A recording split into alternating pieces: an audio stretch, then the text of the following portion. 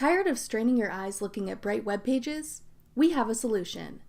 There's an extension for Google Chrome that can turn every website's background darker, making it easier on your eyes.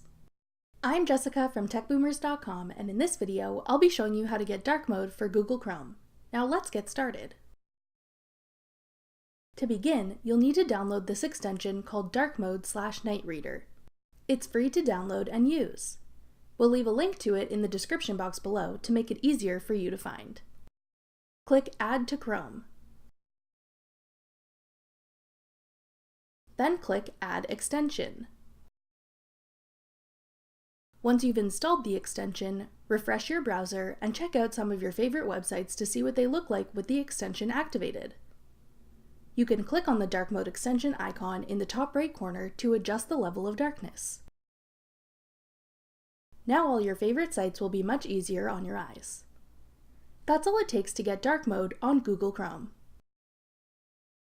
Thanks for watching. If you found this video helpful, we'd love it if you'd hit the thumbs up button below. Check out TechBoomers.com for over 100 free courses on all of today's most popular websites and apps.